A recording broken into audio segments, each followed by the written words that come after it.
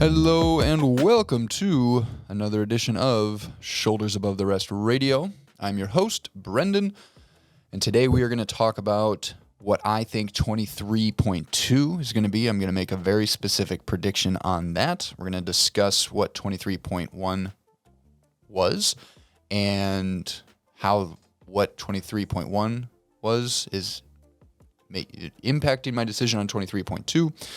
Or what I think it will be. And so first and foremost, my last video, I made some sort of overarching predictions / questions about this upcoming Open. And one of those was, hey, will we see a repeat this year? And now we know that we will. And I'm thrilled that they did that. I love repeats. It's one of my favorite parts about the Open. I think it was a really cool choice.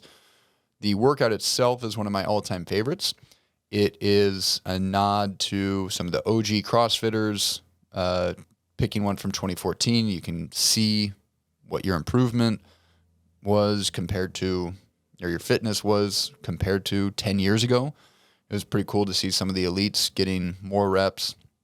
I was within 5 reps. I got 15 muscle ups when I did it in 2014, and a decade later, I was still able to get 10. Really what limited me this time was my core, and just haven't been training as much core, I guess. So those toes to bar started fatiguing me pretty quickly, and then I just didn't have any core for those muscle ups at the end. So pretty happy with my 10 muscle ups, pretty close to what I got, 10 years ago. So feeling good about that. And yeah, like I said, if you hadn't done the Open back then, which a lot of people who are doing it now haven't, yes, it was a repeat workout, but most people haven't done this workout, so it wasn't a repeat. So it something new, but something old at the same time, which is awesome, I think. And so the next step, obviously, is, all right, 23.1 is in the books. So what's 23.2 going to be? And one thing that Castro would do, and I'm pretty sure Bosman probably does the same thing. I mean, the Open ideally is a varied test. You want, that's one of the main points of CrossFit, right? Constantly varied. So things that you can vary, time, reps, loading, scheme. So is it an AMRAP versus 4 time? Stuff like that.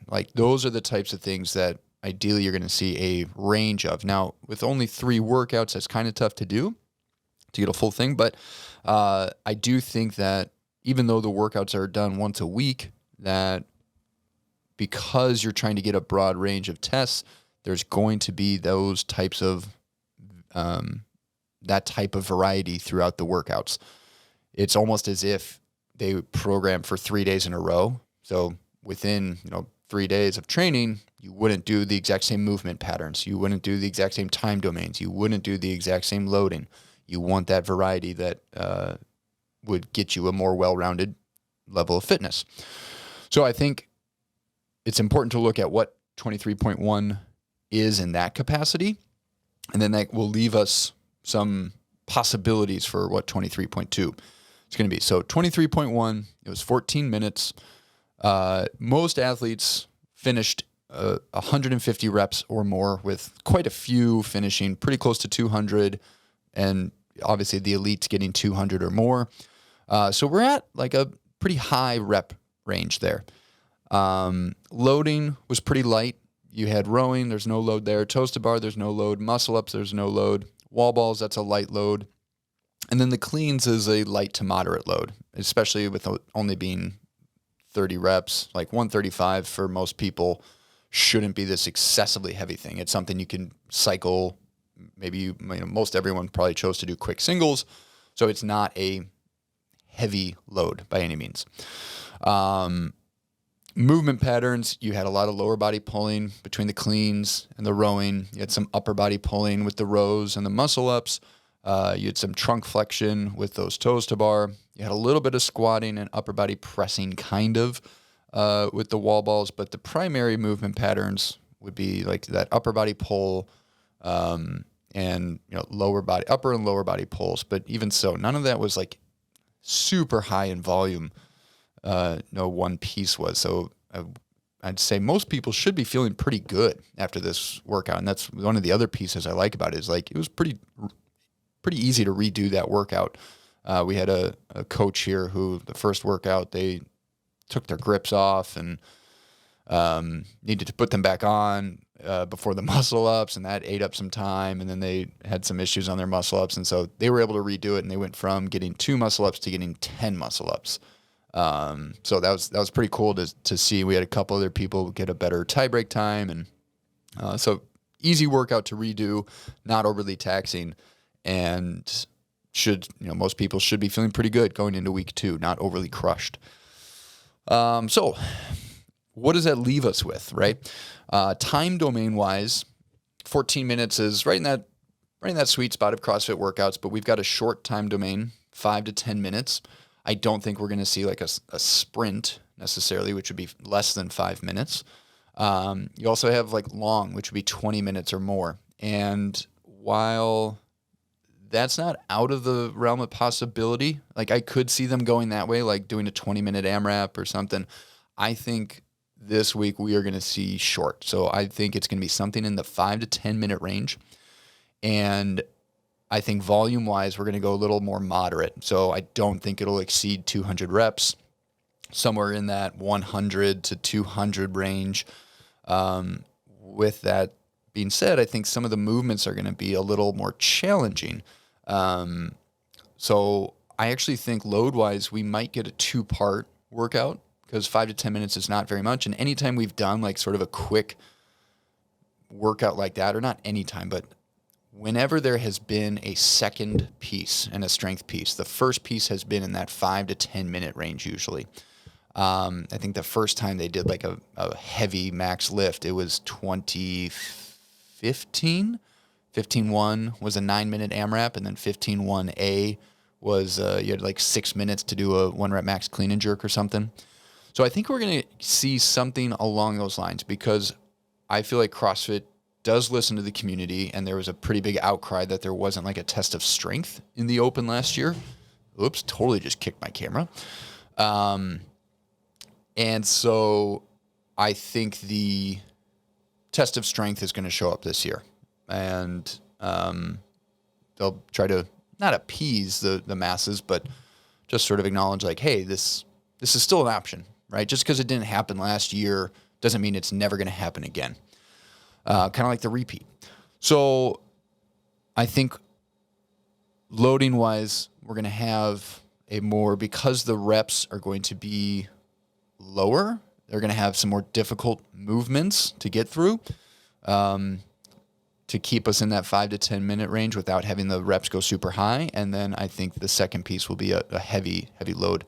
Movement pattern wise, this is tough. Like I said, the movements in 23.1, none of them are excessively taxing, and like pretty much every movement pattern got covered, like lower body pulling, lower body, like some squatting, upper body pressing, upper body pulling.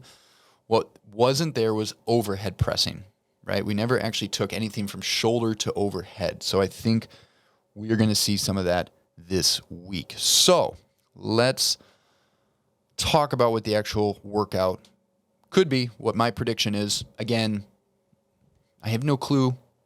It's just fun to do. This is my guess. I have 8 rounds for time with a 10-minute time cap. 10 kettlebell overhead squats. 35 for women, 53 for men. You'll do 5 on the left arm, 5 on the right arm.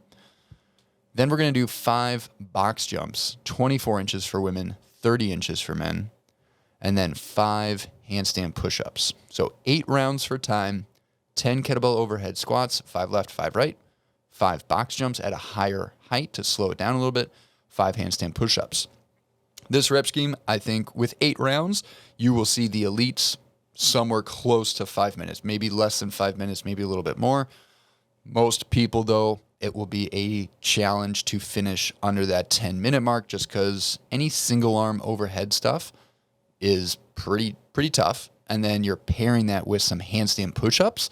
which your shoulders are going to get pretty smoked, so it's 40 handstand push-ups total, 40 box jumps total. The higher height is just to kind of slow things down a little bit and make that time frame and that rep scheme work.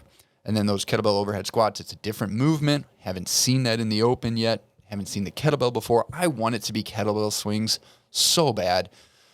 But just with the way when I was doing this, like thinking things out, like kettlebell swings, they don't really work in a low rep scheme. They have said that the heavier weight kettlebell won't be needed until quarterfinals.